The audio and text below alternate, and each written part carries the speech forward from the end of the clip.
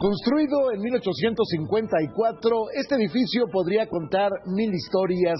Primero fue el convento de la enseñanza, posteriormente sería prisión para traidores afines a Maximiliano, más adelante sería Palacio de Justicia, Escuela de Ciegos, la oficina del secretario de Educación Pública y finalmente lo que es actualmente el Colegio Nacional. Nuestra leyenda urbana nos cuenta justamente la historia larga de este edificio singularísimo ubicado en la calle de Donceles, antes Cordobanes, del centro histórico de la Ciudad de México. Mi nombre es Alberto Barranco Chavarría y esto es Leyenda Urbana.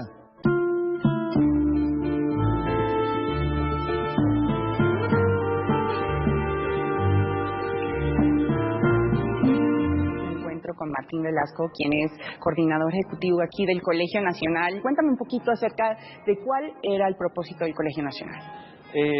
Cuando se funda el Colegio Nacional se hace con unas premisas bastante radicales en ese momento, que era el de la educación libre y gratuita, sin restricciones, sin paso de lista, que pudiera entrar cualquier persona prácticamente, a tomar clases con estos colegiados que pues lo que se intentó es que representaran lo más ilustre que tenía México en la sabiduría de la época. Ahora, visto esto, en el siglo XXI, pues tiene una adaptación bastante interesante, porque si nosotros vemos el desarrollo de toda la pedagogía que ha traído el desarrollo de las redes sociales, las tecnologías de la información y comunicación, vemos que han ido precisamente en ese sentido, es decir, enfocándose cada vez más al acceso que a, digamos, obtener alguna especie de certificado o calificaciones, sino más bien a la curiosidad por la curiosidad misma, ¿no? Y eso es algo que ofrece el Colegio Nacional, pues de la forma más abierta posible.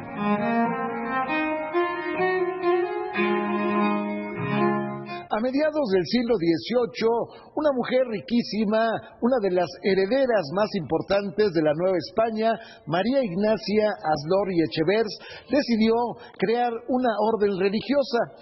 Sus padres tenían un caudal inmenso, estamos hablando de los marqueses de San Miguel de Aguayo. Ella empezó a tocar puertas, la intención era no solamente abrir un convento a la vida mística, a la vida cerrada, sino darle cauce para la enseñanza de las niñas. Se instalarían originalmente en el convento de Regina, dado que, bueno, pues todavía no estaba lista la sede de ellos, y finalmente se encontrarían dos casas en lo que era la calle de Cordobanes, que hoy se conoce como Donceles, y ahí, bueno, pues el arquitecto Ignacio Castera, uno de los grandes de su tiempo, remodelaría las casonas para construir el que sería el convento de la enseñanza dedicado a Nuestra Señora del Pilar. Había en un momento dado el prestigio de que en esta escuela salían las mejores madres, las mejores esposas, las mejores hijas.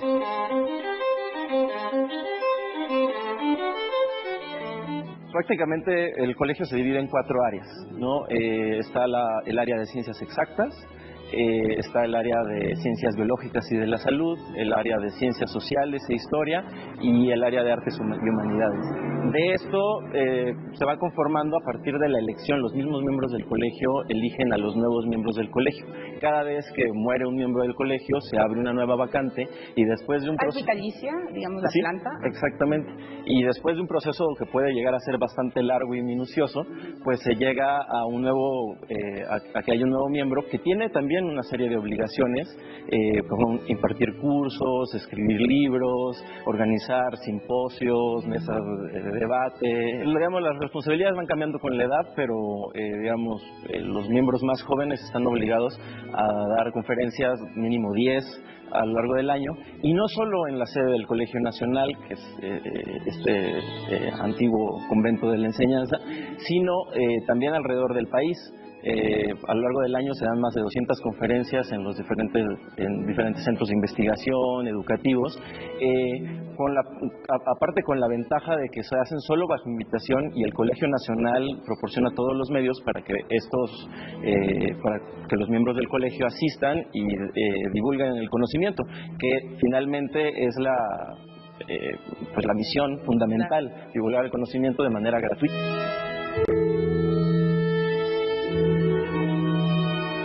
La característica de este convento de la enseñanza era que había cuotas elevadísimas para niñas que en su momento podían pagarlas, pero al mismo tiempo había cuotas simbólicas para gente de menor ingreso y desde luego también la posibilidad de niñas que entraran gratis. Era codiciadísima la posibilidad de entrar a este convento, si bien las religiosas no salían, si bien en su momento, pues podían entrar a la capilla, realizar sus oraciones, había la posibilidad de la puerta abierta para que los padres visitaran a las niñas que estaban internas y las niñas, en el momento en que salían, pues había cierto contacto, pero básicamente estamos hablando de un lugar que tenía características muy distintas a lo que era el convento tradicional, digamos, menos ascetismo y más enseñanza.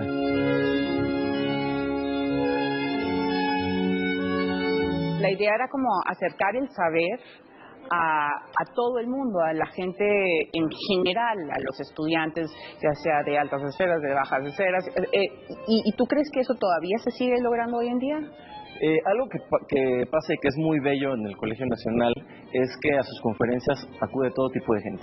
Ves desde gente muy humilde, familias enteras, hasta gente que incluso tiene cargos muy altos en el gobierno, empresarios, etcétera.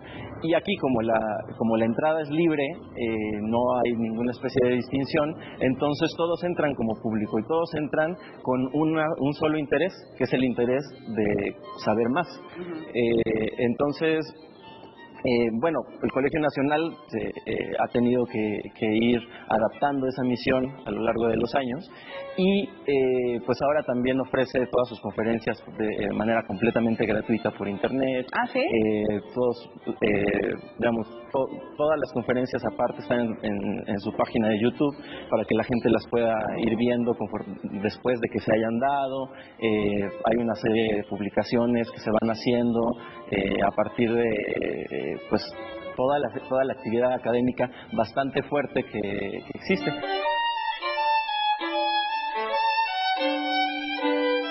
Al triunfo de la Falange durante la Guerra Civil Española de 1936 a 1939, el presidente Lázaro Cárdenas le abrió la puerta a una serie de personas que habían sido derrotadas, los republicanos, que venían a enriquecer la cultura en México.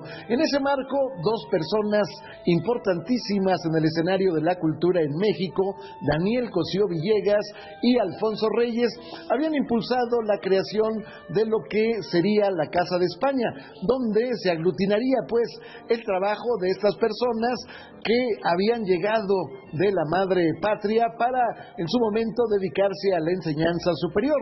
De ahí nacería finalmente el Colegio de México, pero esto en alguna forma había causado escozor entre los intelectuales nacionales que decían que ¿y nosotros por qué no nos apoyan?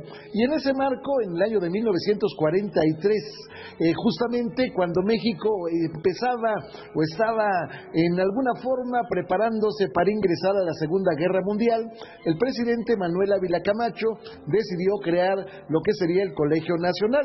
Justamente la intención era que hubiera 20 personajes notables, destacadísimos en el ámbito de la cultura, de la ciencia, de la enseñanza, en fin, de incluso la arquitectura, todo lo que tenía que ver con el arte, con el humanismo y con todo lo que en su momento sería la cultura. En este marco, el secretario de Educación Pública en turno nombra a 15 que serían la semilla y posteriormente ellos nombrarían a los otros 5. De acuerdo con ello, la necesidad era que fueran mexicanos por nacimiento. Posteriormente, en 1971, el presidente Luis Echeverría modificaría cambiaría el estatuto para que fueran abiertas las puertas a mexicanos por naturalización, con la condición de que solamente pudieran ingresar cuando tuvieran 10 años de haberse naturalizado.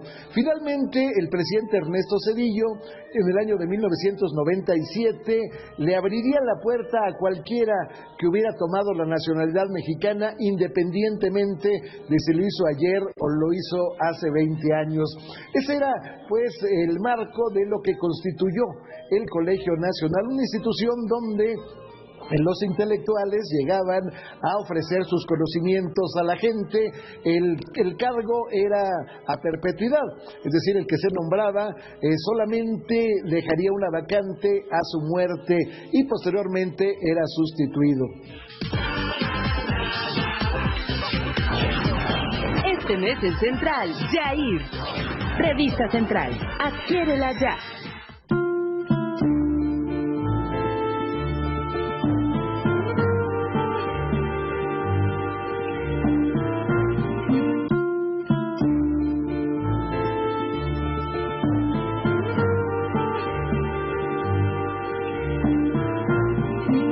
Entre los fundadores del Colegio Nacional podemos hablar de un pintor extraordinario, el muralista Diego Rivera, cuyas anécdotas son interminables.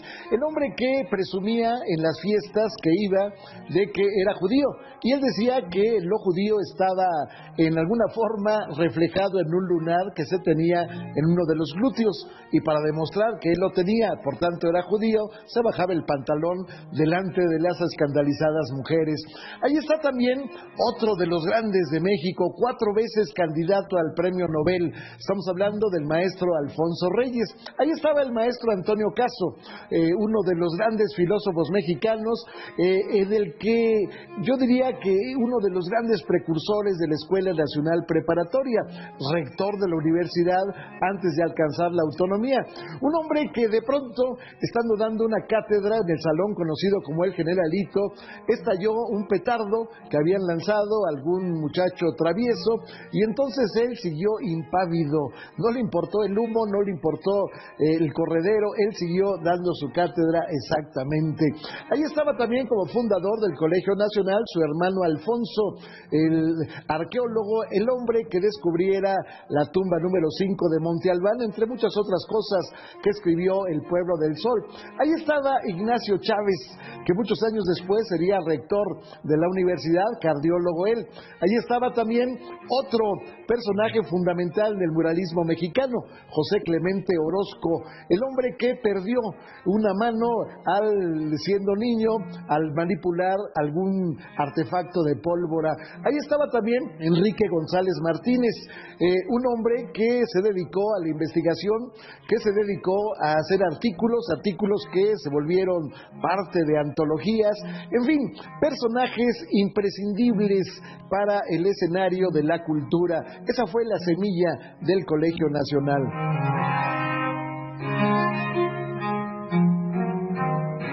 Decía José Emilio Pacheco que era muy representativo que el Colegio Nacional se hubiera fundado un par de días después de que se disolviera el gueto de Varsovia. Entonces, eso le daba al Colegio Nacional la misión de ser como una especie de lucha contra la barbarie, ¿no? Sí, de lucha contra la barbarie a través del conocimiento. Y bueno, un poco la apuesta del Colegio Nacional es que, a pesar de, digamos, las dificultades que tiene la sociedad actual, etcétera, pues finalmente tenemos como mexicanos el privilegio de contar con este espacio al que todos estamos invitados y que finalmente nos congrega por el interés de saber más.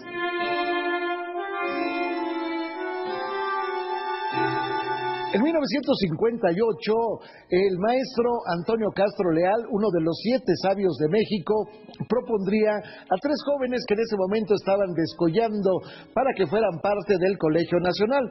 Estamos hablando de Antonio Gómez Robledo, estamos hablando de Octavio Paz y estamos hablando del arquitecto Pedro Ramírez Vázquez. Ninguno de los 3 fue admitido. Sería hasta 1966 cuando ingresaría el poeta Octavio Paz. En ese momento, bueno, se hace la discusión y de pronto uno de los miembros, Silvio Zavala, historiador, dijo que, bueno, pues él tenía que pensar si realmente se admitía a Octavio Paz. El asunto es que alguien le contestó, oye, pero llevas 15 años pensando lo mismo. Y bueno, finalmente Octavio Paz, como usted sabe, ganaría el Premio Nobel de Literatura. No es el único caso, hay otros dos miembros del Colegio Nacional que han ganado premios Nobel. Es decir, los tres que lleva México son parte de este escenario, a donde llegaría, por ejemplo, el muralista, el extraordinario pintor Rufino Tamayo, a donde llegaría, desde luego, Carlos Fuentes, otro también en su momento aspirante al Premio Nobel de Literatura. Ahí llegarían también científicos, llegarían también filósofos, llegarían personajes de la literatura. Por ejemplo, entre los fundadores estaba ni más ni menos que el padre de la novela de la Revolución, es decir, el doctor Mariano Azuela. Pero también llegarían todo tipo de personajes que enriquecerían este escenario. Por ejemplo, el último que llegó hace apenas unas semanas es Vicente Quirarte. Vicente Quirarte es autor de un libro que se llama, entre muchos desde luego, que se llama Elogio de la calle. Ahí va realizando paulatinamente un ensayo sobre los escritores que se han dedicado o que han tomado como musa a la Ciudad de México. Semanas antes llegaría Javier García Diego, presidente del Colegio de México. Antes de él había llegado el gran impulsor justamente de esta casa de estudios superiores, que era Daniel Cosío Villegas, el historiador, el articulista, el hombre que, bueno, pues no dejaba dormir a Luis Echeverría cuando lanzaba sus artículos incendiarios en el periódico Excelsior.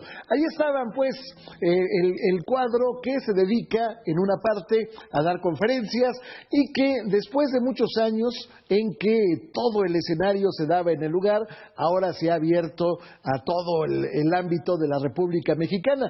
Aquí está, por ejemplo, el ministro de la Suprema Corte, José Ramón Cosío, como parte, pues, de los jurisconsultos, de los eruditos en materia de justicia.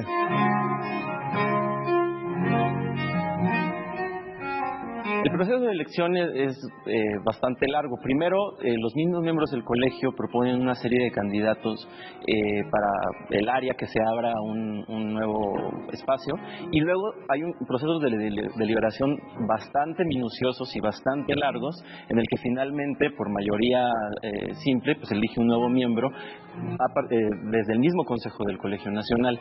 Ahora, ahorita que decías a propósito de la informática, sí, es muy curioso, poca gente lo sabe, pero el padre de la cibernética fue miembro del Colegio Nacional, sí, es un mexicano que, bueno, junto con otros especialistas en la Universidad de Harvard, pero él es Arturo Rosenbluth.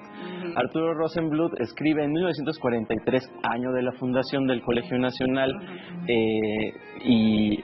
este ensayo que se llama Teleología, una ciencia de la cibernética, en el que precisamente predice una ciencia de la tecnología y la comunicación humana.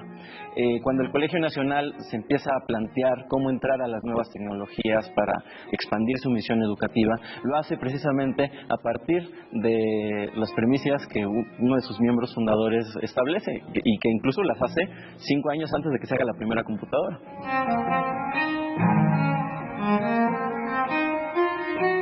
En la pléyade de personajes que han integrado o integran el pleno del Colegio Nacional está el arquitecto Teodoro González de León, quien es autor justamente de la remodelación de este edificio en una amalgama que, sin perder de vista lo viejo, lo virreinal, bueno, pues le da un toque moderno, sobre todo un toque de inmensa luz. Ahí está también otro personaje imprescindible, el arqueólogo Ignacio Bernal, quien es descendiente de don Joaquín García y Casbalceta, el gran bibliófilo del siglo XVI. Ahí está también Miguel León Portilla, el gran Nahuatlato, el hombre que, bueno, siendo discípulo de Ángel María Garibay Ray Quintana, aprendió pues y ha dejado pues, porque sigue intacto en sus conferencias, ha dejado libros imprescindibles como Visión de los Vencidos, el Colegio Nacional, toda una institución que ha dejado una profunda huella en la cultura, en la ciencia, en el saber. Su lema es justamente libertad por el saber.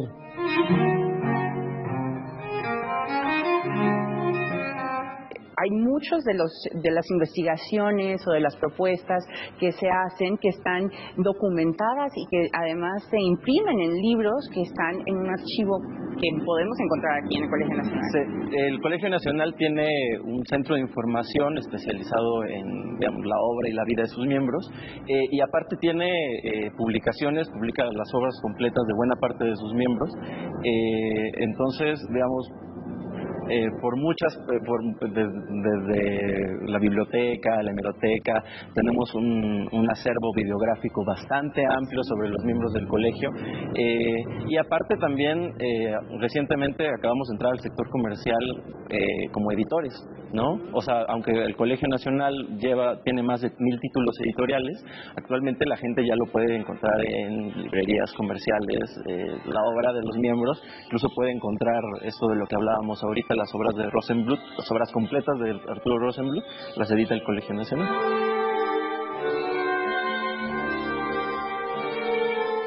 Cedido todo el espacio del edificio al Colegio Nacional, en 1997 se le encomendaría al arquitecto Teodoro González de León realizar una remodelación, un trabajo que, bueno, se fue reseñando paulatinamente en un libro que se llama Retrato de un arquitecto con ciudad.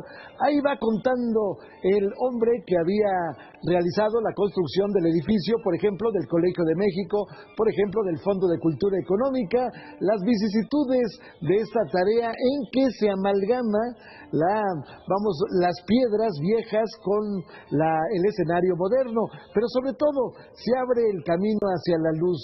Antes era un lugar tétrico, ahora, si bien se conserva una fuente en el patio principal, esta es de carácter modernista. En ese patio las religiosas, bueno, caminaban y caminaban y caminaban, imaginando que iban a la Basílica de Guadalupe, imaginando que iban a la catedral. Pero bueno, está la estructura intacta en relación con lo que fue en su momento este lugar, las columnas, los arcos, en fin, desaparecieron, si bien los nichos que tenían las religiosas, desaparecieron algunos arcos que estaban dentro de las celdas, pero se mantuvo, repito, la amalgama de lo que sería la arquitectura novohispana con la arquitectura moderna.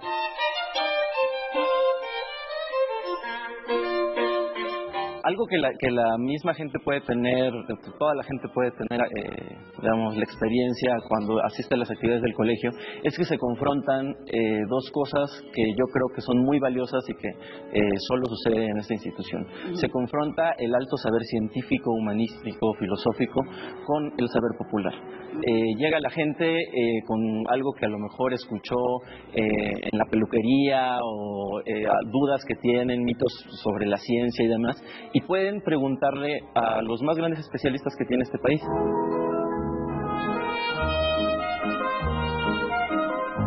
De todo aquello que fue el convento de la enseñanza, queda aún la iglesia conocida como de la enseñanza, en realidad de Nuestra Señora del Pilar. Estamos hablando de una obra maestra de lo que sería el barroco. Estamos hablando de una de las iglesias más hermosas, más lujosas de la Ciudad de México. Hay retablos bañados en oro que tienen en su escenario una serie de cuadros en donde se ve la vida de José y de María. Ahí están también una figura en la portada, una figura impresionante de San José, labrada pues en la propia piedra, quien en ese momento se consideraba el patrono de la ciudad. Ahí está un coro bajo, donde las religiosas llegaban a cantar la misa sin que la gente pudiera verlas. Tradicionalmente las iglesias de su tiempo tenían el coro atrás, aquí no, aquí está exactamente junto a los costados del altar. Ahí está también una ventanita donde las religiosas recibían la comunión. Lo interesante del asunto es que esta iglesia permaneció cerrada muchísimos años. Hasta 1974 se inició un proceso de restauración y a partir de 1984 se abrió otra vez al culto público.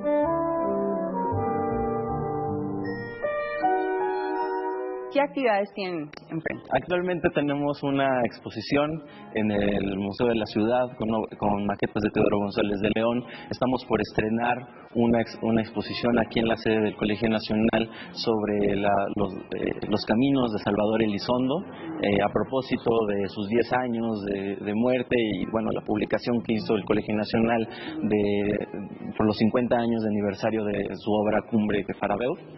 Y aparte, bueno, tenemos actividades de divulgación de la ciencia, de derecho. Estas actividades son prácticamente todo el año. Digamos, yo los invitaría a que entraran a la página del Colegio Nacional, www.colnal.mx, y ahí pueden estar revisando la agenda. Si no pueden venir a la sede del Colegio Nacional, pueden revisarlo por internet de manera completamente gratuita, agregarnos a nuestras redes sociales, incluso por ahí mandarnos cualquier tipo de comentario que puedan tener, dudas con los miembros del colegio, etcétera, porque pues la idea es que esa es una actividad cotidiana, no es un evento que pasa aislado, sino que la gente puede venir todos los días. Y bueno, en el mes de octubre vamos a tener un encuentro internacional. Será el encuentro Libertad por el Saber. El tema te lo dejo en suspenso. Bueno, ya lo sabremos. Pues muchísimas gracias, Martín, por estar aquí. Nosotros seguimos aquí en Leyenda Urbana. Gracias. Muchas gracias, Cintia.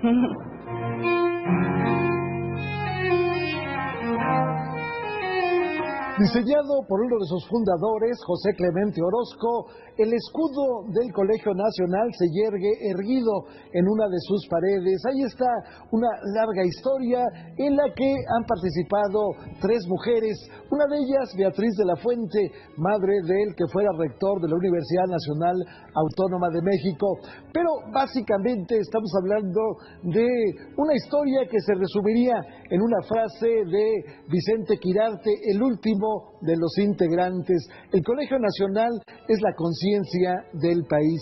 Gracias por haber estado con nosotros en esta Leyenda Urbana. Lo espero el próximo sábado aquí, naturalmente, Canal 40, Proyecto 40, 21 a 30 horas.